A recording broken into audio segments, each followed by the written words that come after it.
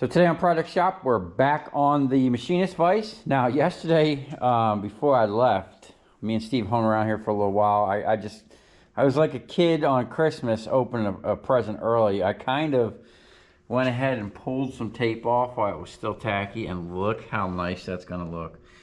I'm so glad I machined those things. So we're gonna kind of get this unwrapped, see how it looks. And then I'm gonna get right back on cleaning the rest of the parts. It got late last night, and we kind of get sidetracked in here all the time. So we'll be doing a project, and then like a side project comes along in the middle of the project, which, you know, takes some time. It's actually late at night. It's freaking freezing out, so I have the doors closed in the shop, and I'm wearing a jacket because it's like 53 degrees outside. And yeah. I got my Florida attire on, although I do have a jacket on. So I'm gonna set up the camera here, and we're gonna do a unwrapping, and I'm gonna try not to scratch this nice paint job I got going on here. If you've seen in the video how I was cutting all that, this is for like a flat scraper. It's a nice long razor blade. It's nice to get in, and it's flexible, so you can kind of get on the sides of stuff and you know, do your thing. So we're just gonna start pulling off this tape, exposing all the goodies, see how well we did with the tape job. This was kind of tedious, taping this thing up. We got a little overspray there, and I did notice that I didn't get these lines symmetrical.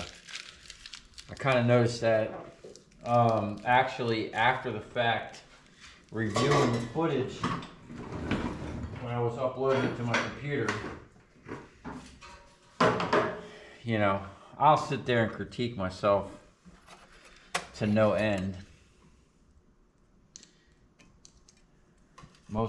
Some people might not have noticed, but me, I kind of notice everything. And then I'll be, it'll always be on my mind, basically. Like, why didn't I get that? Should I fix it? You know? Yeah, see, that's at the bottom. That's gonna bother me. We'll see how it looks when it all gets together. I might have to do something about that. Let's see what else we got here.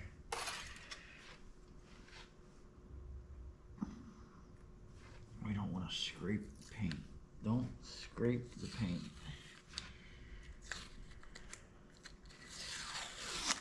I don't know what time I painted this yesterday. I think when we got out of here, it was like 2 in the morning, 3 in the morning. We'll be in here working, and you know, I don't keep my phone on me because I crack my screen a lot. Okay, that's all that.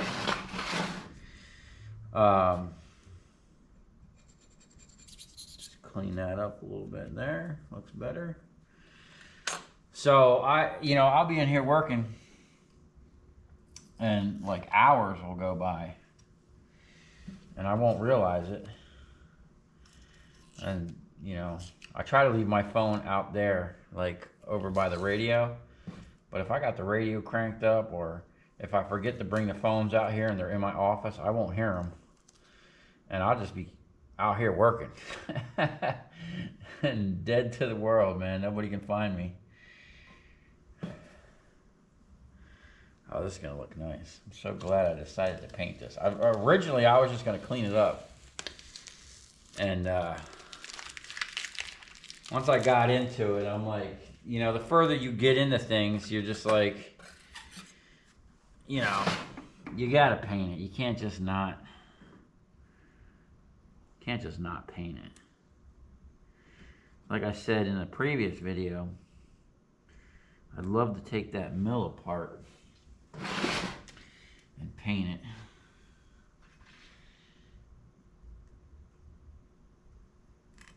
This is just as tedious as when I put all this tape on. My fat fingers don't fit in the hole. Okay.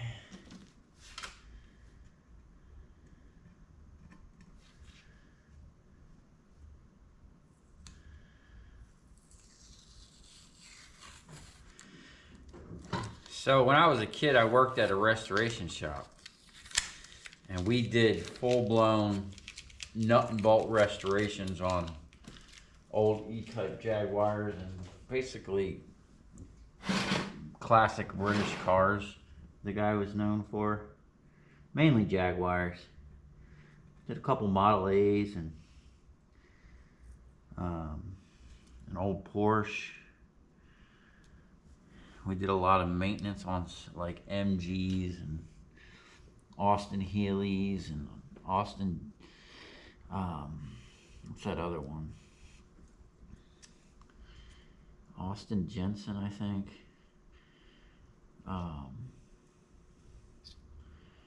Triumphs and Alfa Romeos, all them little foreign cars.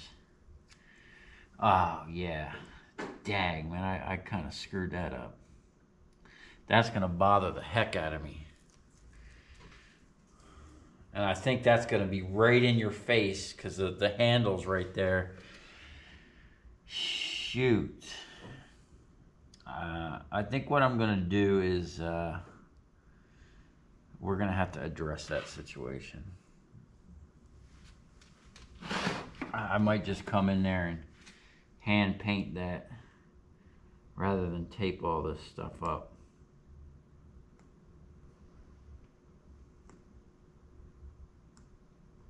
Anyway, I worked at that restoration shop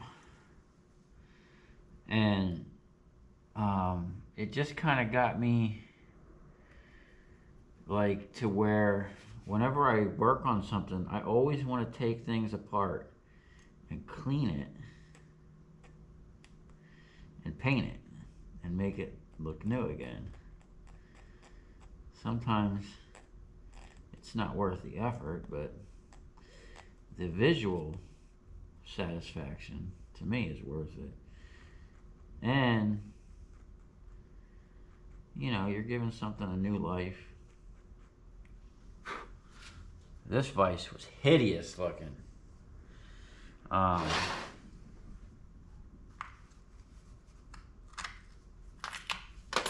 mean, the whole machine, like the guy I just talked to him, he said that it sat around since 2016.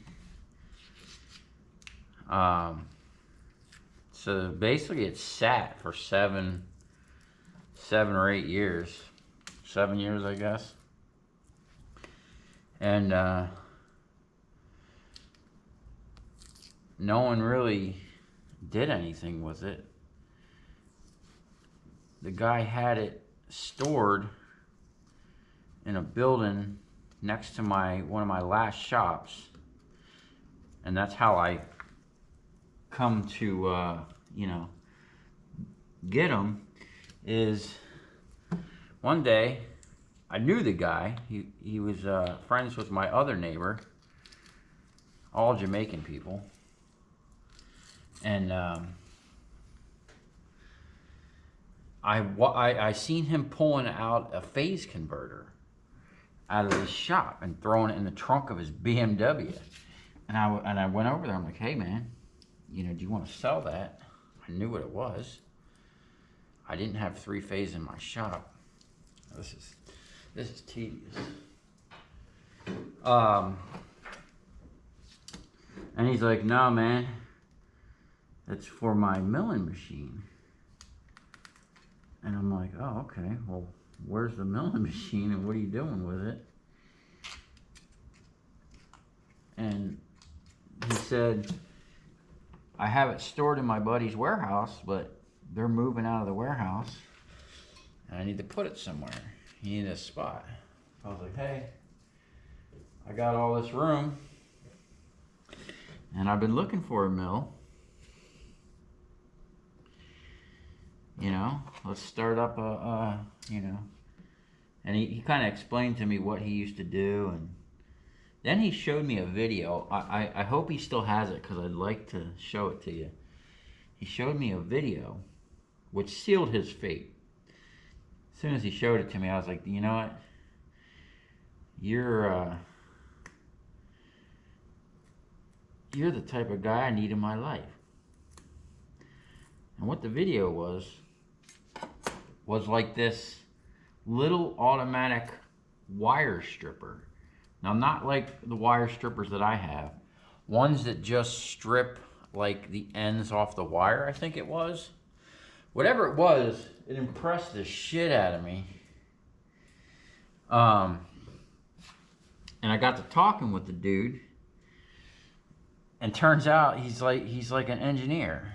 He worked at Pratt and Whitney, engineering like jet engine parts and whatnot.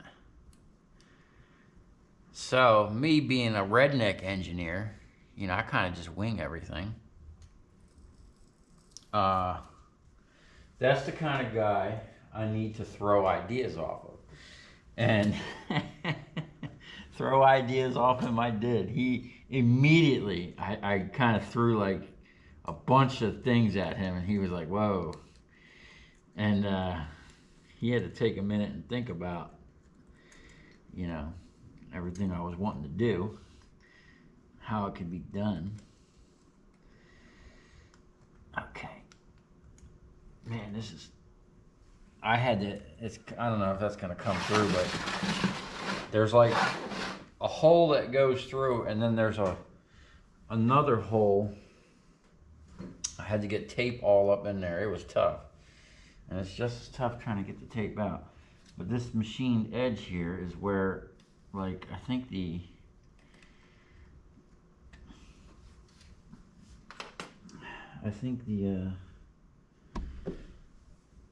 pancake bearing sits. All right. Now that I'm working, it's getting kind of warm in here.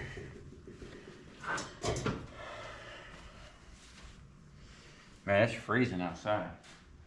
And we had, I don't know if we had like some type of winter tropical storm or what, but it rained for like 3 days straight with freaking crazy wind. And it was cold. Cold as heck. Just had to get it started with the pick.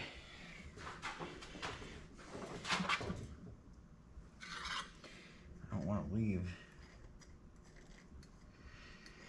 any.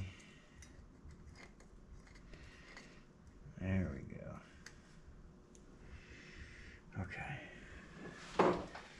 There's that. I think that's all of it. All right, now let's get on to this.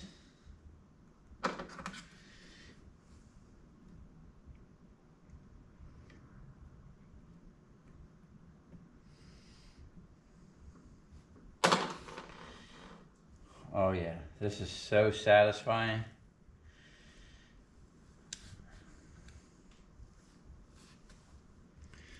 Sweet.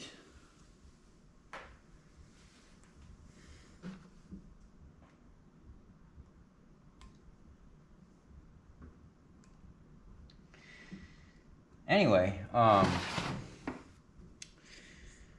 back to when I was restoring stuff. The guy I worked for did incredible work and didn't cut corners. So I think I got a job there when I was 12. And the guy just taught me so much. And I just learned like the right way to do things really young. So as an adult now, not that I do everything right now, not at all, but like I see other people's work that are like supposed mechanics and restoration, and I'm just like, I've never seen the attention to detail and the quality that was produced in that little shop. And he had a little rinky-dink ragtag shop, but his cars would win concourse car shows like Pebble Beach and go overseas because the attention to detail was incredible. All right, this is getting tedious. I think my tape got a little off. Something happened. And it's been so long since I worked there. I, was a little kid, probably didn't pay attention as much as I should have. Didn't really understand or appreciate the knowledge the guy was dropping on me. If I could go back now, I would just probably annoy the crap out of him, like asking questions about everything and anything. And I was always one to ask questions because, I'm just curious about certain things like that. Get this center thing out of here. Of course. Okay. Let's see what we got. This one last thing.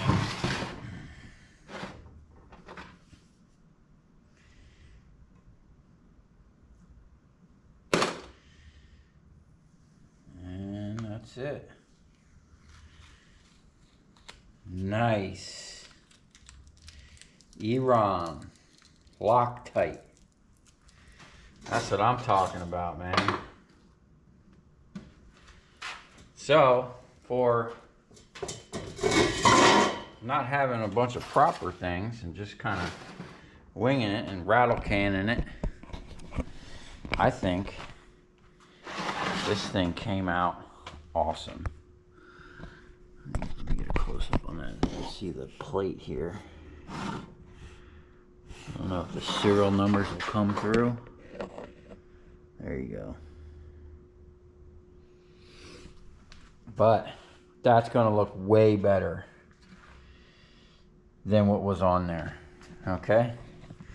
Alright. I'm going to put a time lapse on. I don't know how far I'm going to get or even if I'm going to finish it tonight. It's kind of getting late. I kind of had to run around all day today, so I didn't get... Oh, we're missing one final thing. I don't know what these little side pieces were for. Let me put this up so I can finish this. We didn't completely unwrap our present. There's these two little side doohickeys. I'm not sure what it is, but I don't want to leave no tape. There we go. I'll show you what that was. I have no idea what it is. Some type of machine finish there. There's one on either side. Cleaned up pretty good. There's a couple little spots that, I don't know. It's a little rough in there. Something got ground down in there. I mean, that's pretty that's like the worst of it right there, and maybe right here. Other than these freaking holes someone drilled in there. But I think what I'm going to do is find a small brush. I can't believe I missed that. I think I was going to come back and cut. See if we can't cut that. Yeah. I think I was going to come back and cut this.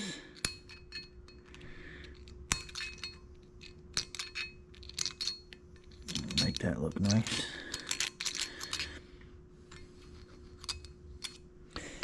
Because this vise is, I'm pretty sure, going to sit on the machine like this. And I'm going to look at that every day, and it's just going to drive me bonkers. This paint, let's see. I can't almost see my fingerprint in there. I don't want to put any tape on it yet, but I'll probably just like tape, I'll probably bag this with some, or just cover it with some of that plastic and tape all around that real quick, and go ahead and spray that in. Yeah, I can't leave that like that. So I think what I'm going to do is get on that right now so I can get this drying. Damn, I seen that in the video too, like when I was rendering all the videos back to my computer, or uploading them to the computer. I seen that the tape was way up there, and I'm like, dang, man, I can't believe I did that, you know. But that's what happens when it gets late and you're just kind of in zombie mode, I guess. So we'll get that kind of cleaned up, and I'm gonna get on cleaning the other parts, because I would like to get this assembled tonight maybe. But overall, I'm super stoked. This thing looks absolutely amazing compared to what it did. And I took some before pictures, and I'll take some after pictures and kind of try to get them together. Someone clamped something hard in that vise, man. I mean, that's kind of crazy. I'm pretty sure these are hardened, machined jaws, and there is, looks like someone was clamping either something with round or pins or something. That's crazy. But hey, I'm not complaining. You know, this machinist vise is better than no vise, you know. And then we're gonna move on to this thing here one day soon. Get this thing runs smooth, but it needs to be cleaned up. We're gonna get that dialed in shiny and make it look like this, and we're just gonna keep moving along. Then we got to work on all the stuff a machinist needs, like angles, levels, more dial indicators, whatever tools that I'm gonna need, custom, you know, fly cutters. I think the biggest cutter I got is this, and I'm sure we can do a lot with this, but this takes inserts, so we're gonna have to get some inserts. We do got a little assortment of carbide cutting bits. There's a couple more around here somewhere, but we need tooling, you know. There's a bunch of stuff for the lathe. That little lathe over there is pretty set up. And the guy's supposed to come over. He actually hasn't been feeling well, so he said he's got the digital readout and the hold downs. Like, we were using those T-nuts to hold down the thing when I was milling it. There's like a whole set of clamps and stuff we don't have that I remember having in my last shop. I hope he has them, or someone took them. I don't know where they went, but they're not that expensive. I can get a nice like 58-piece set for 60 bucks. On eBay or Amazon or something like that. Pretty much they're all the same, it looks like. And then we can even make custom stuff. Me and Steve were already talking about making a bunch of T-nuts. I have so much all thread and solid thread with, like, you know, just different length stuff that we can, you know, whatever. We got a freaking milling machine. We can make whatever we want. And I at least want to get this cleaned up, dialed in, and then we're going to move right on to that. We're just going to keep moving with these machines, and then hopefully I got my eye on some other machines, a bigger lathe. But I'm telling you, man, this stuff is not cheap. Even this machine here, as old as this is, you're talking thousands of dollars for one of these. And the ones I've seen online, not all of them have the power feeds. And you know, this was an upgraded version, and we're lucky to have this nice variable speed drive. Some of them have like belts where you actually have to change the belt, like an old Bridgeport, you know. So this is a really nice machine. I feel really blessed that it kind of came into my life the way it did. We're going to show it some love, show this vise some love, show that machine some love, and just, you know, we're gonna have a love fest in here with machines.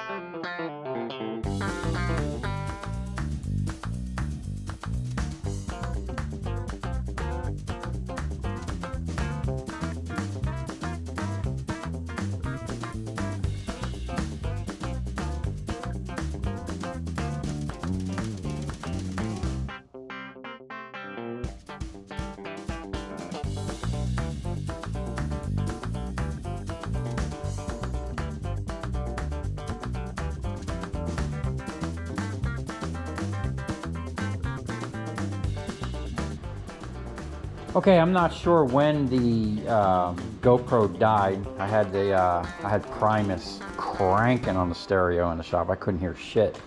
But anyway, we got everything all cleaned up. Now, the only thing I'm still on the fence is whether or not I need to scuff this down and paint it.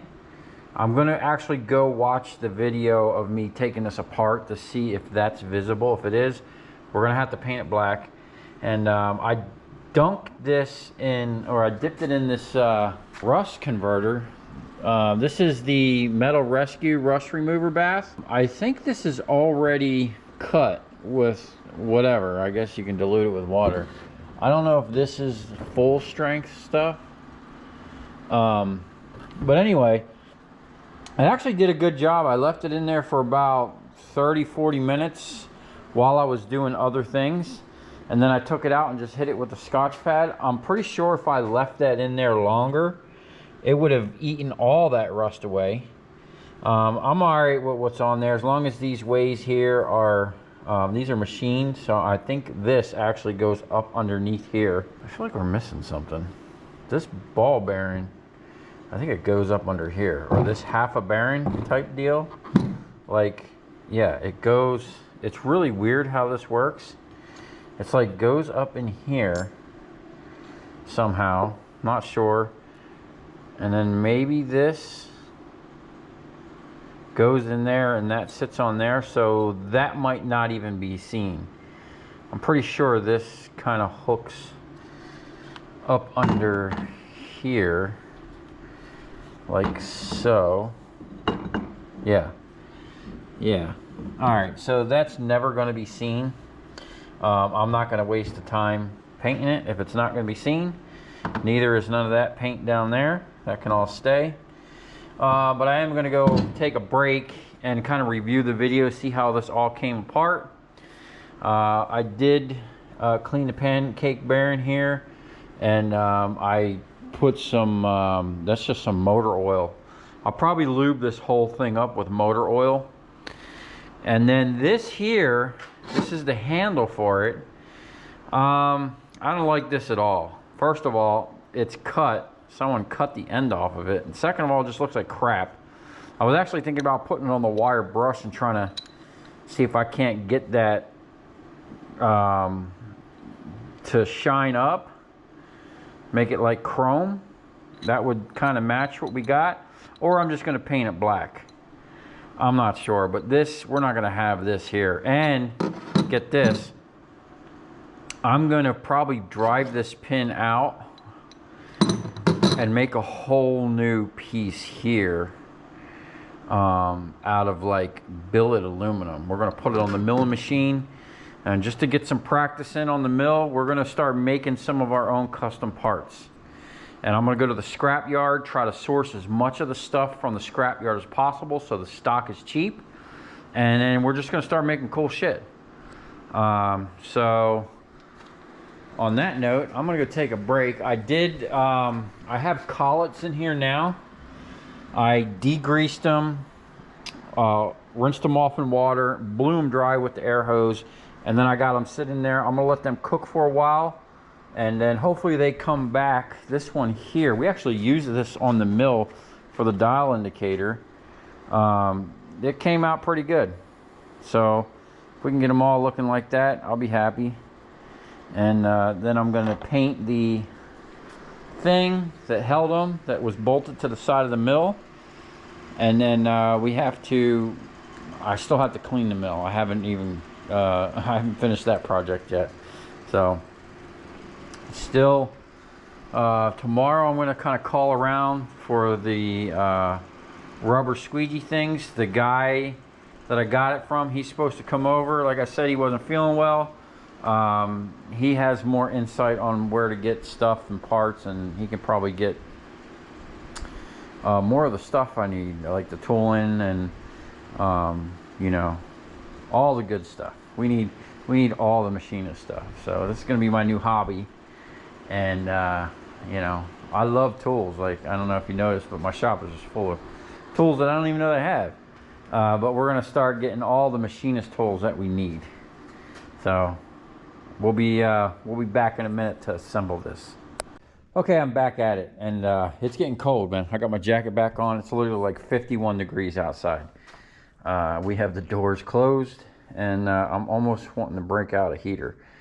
All right, this is where we're at. I'm gonna assemble all this stuff, but first, I'm gonna use this paintbrush and some motor oil, and all the machined exposed surfaces are gonna get a coat of motor oil, and like all that stuff. And I'm pretty sure the pancake bearing gets lubed with that little thing, with one of those little old-fashioned like Machinist squirt bottles.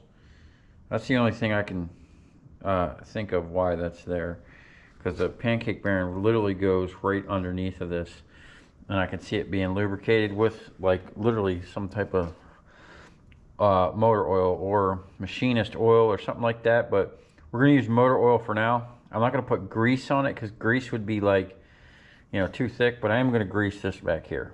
That's gonna be up in there and out of the way. And that whole thing we're gonna paint with motor oil. But anyway, this is what I'm gonna do. I'm gonna clean this up best I can.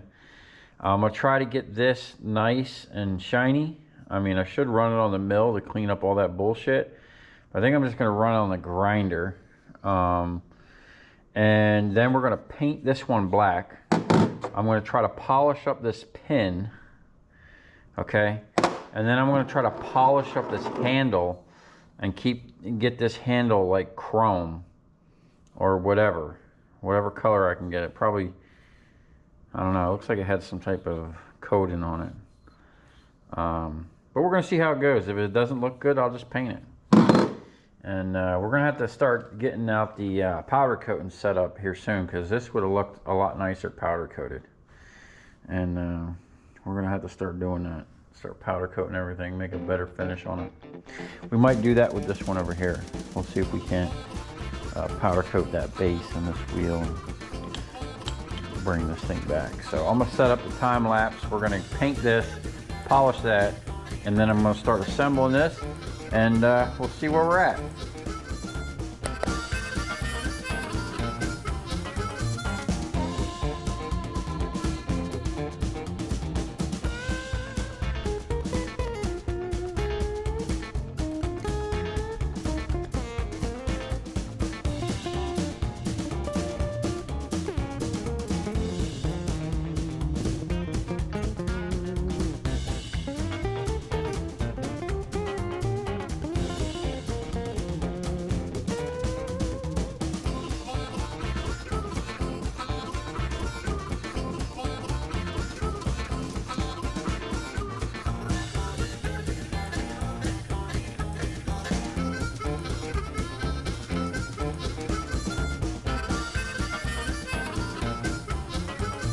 Okay, there you have it. We are one step closer to becoming an awesome machinist.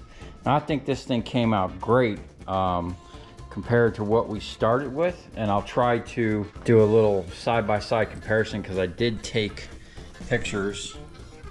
And then what I did, I actually polished the handle with a wire brush while it's still warm.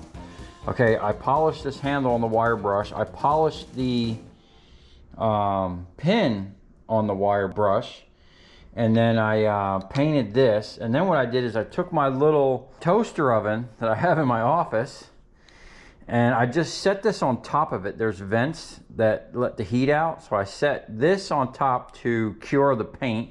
I only put 2 coats on it. Is that a sag? We got a slight sag in the paint right there. Dag, I thought we got a perfect paint job.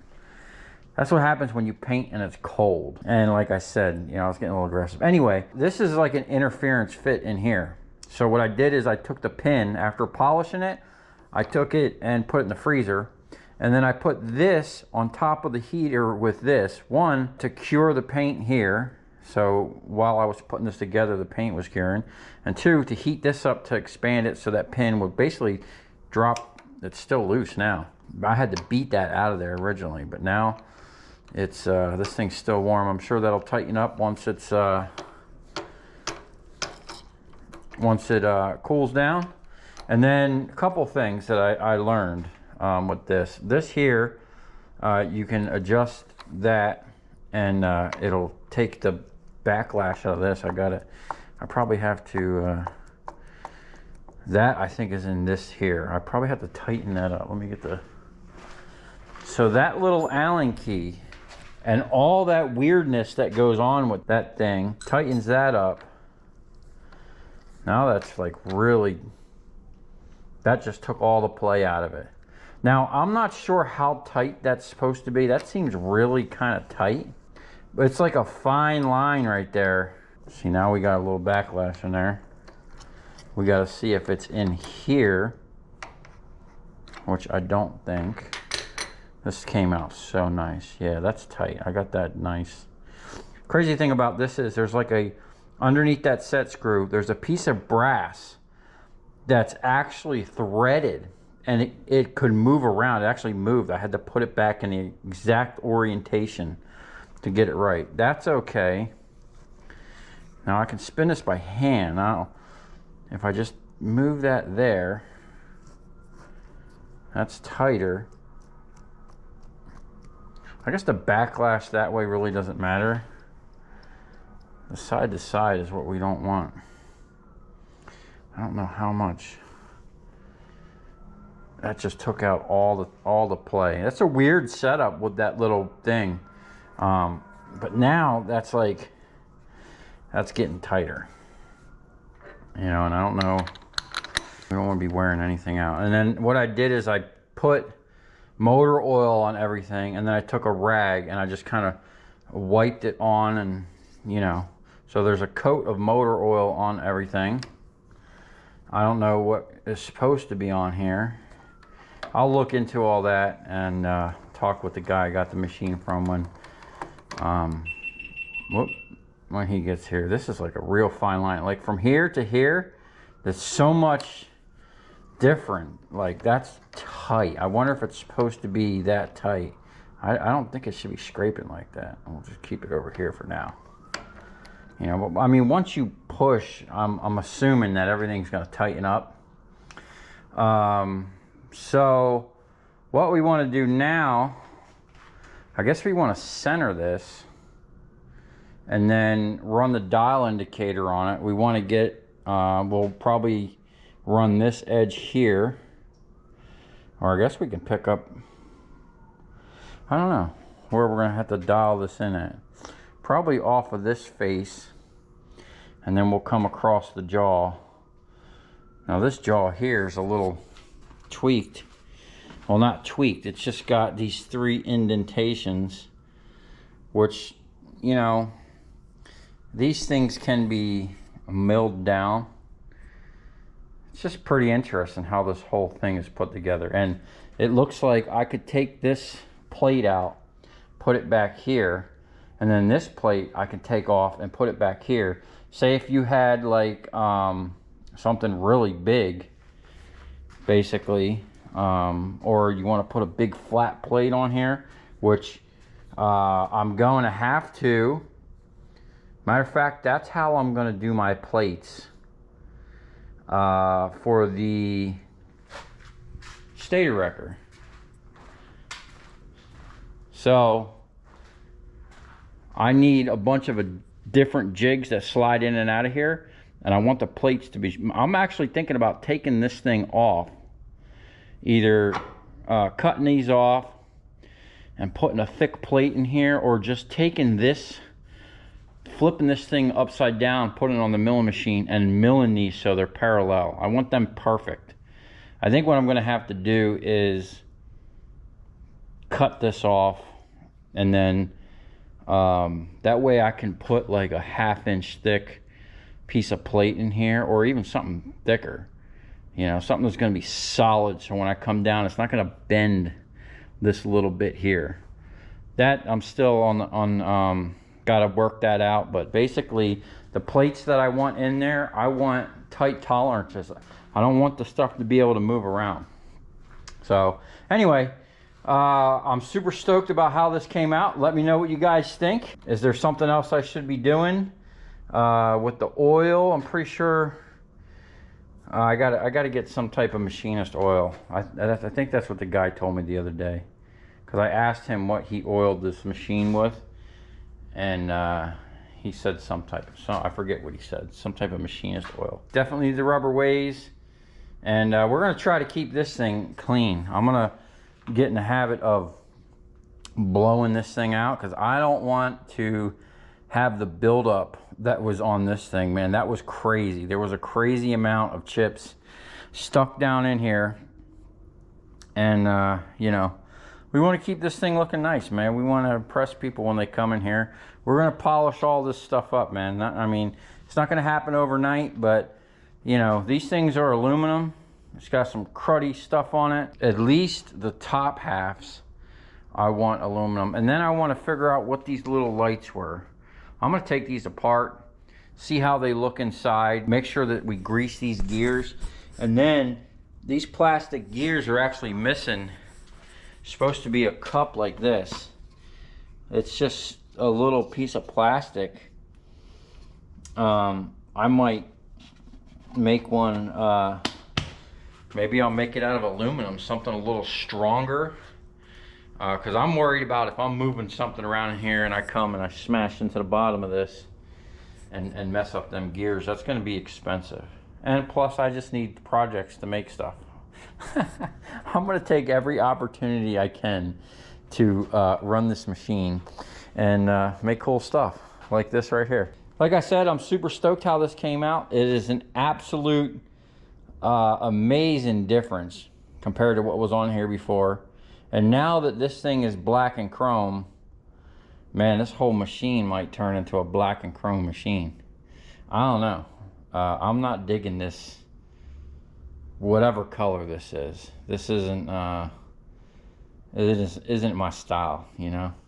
We like the black and orange, man, you know. I don't know if I'll put orange on here, but I definitely would like to paint this thing black. Even, you know, I'm not going to go down to, you know, even if I just scuff it up and paint it black, I think it's going to look a hell of a lot better than this bullshit. And then the guy painted the freaking motor. That's kind of pissing me off, because I didn't ask him to do that. We might paint that motor orange. I don't know. But I do need to pull that back apart. We need to inspect that belt. I don't know if it's ever been changed. And we need to inspect and, you know, make sure the bearings are good in this head. Which is, you know, that'll all come, you know, down the road here. We're going to basically go over every bit of this machine. He said he might have a manual for it. If not, I'm going to order the manual for this machine. And yeah, we're going to keep this thing top notch and operating, because I have not only a ton of stuff I want to do for my personal stuff, I want to make money with this thing. You know, we're going to be machining. And a guy, that's funny, a guy made a comment saying, oh, how am I going to put out quality parts? It sounds like I have no clue what this machine does or how to operate it. And you know, I'm not a machinist. I've never had a job in a machine shop or anything like that, but I understand what this machine is, what it can do. And I've ran small, like I think I was just drilling holes and slotting something years and years, probably 20 years ago.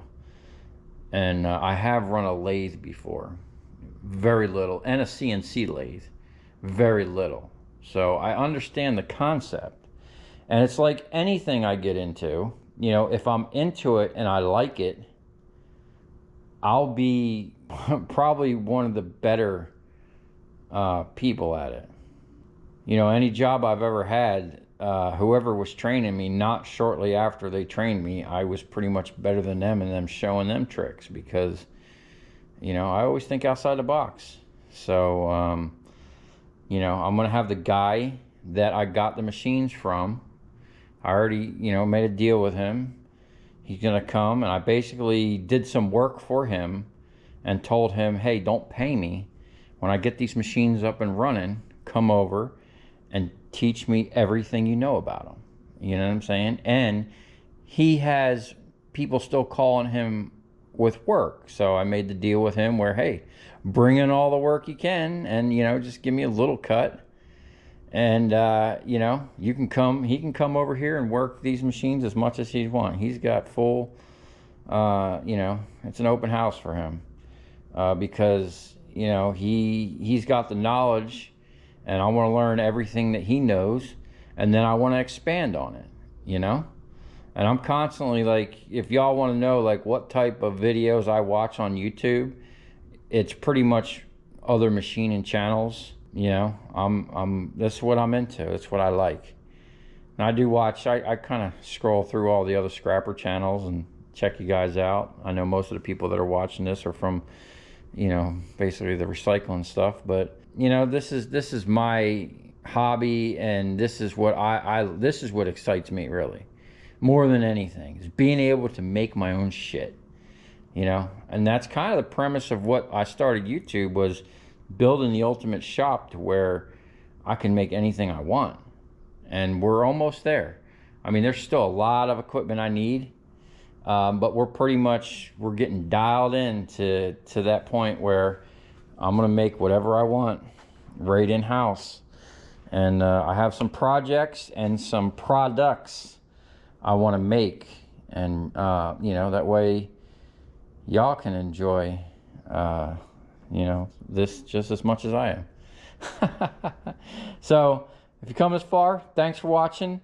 Stay tuned, because we got all kinds of cool stuff we're going to be doing now. And let me know what you guys think. You know, give a thumbs up, subscribe, and I'll see you on the next one.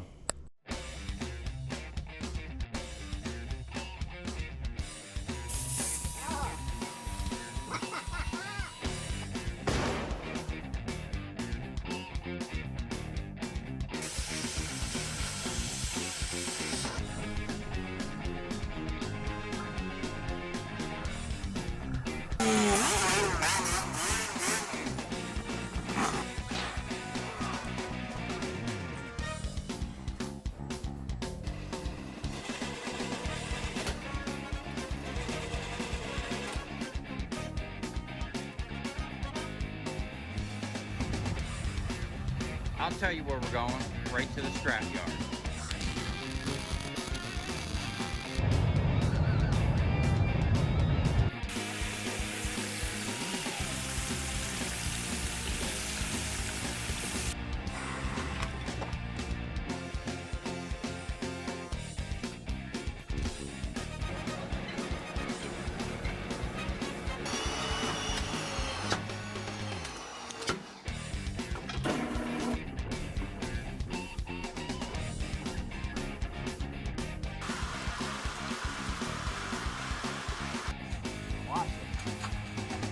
Dancing. You ever seen your copper dance before?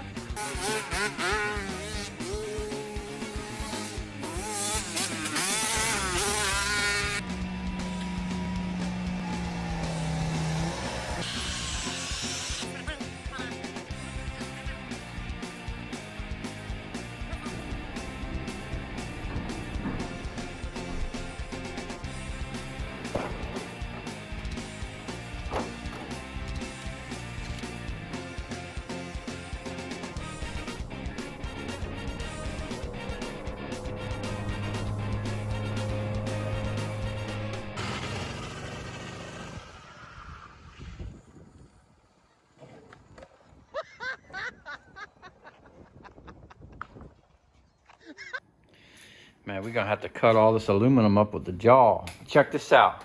It's got me an auger. Don't know if it runs, but look at this. First, I thought this was some type of spatula deal or something.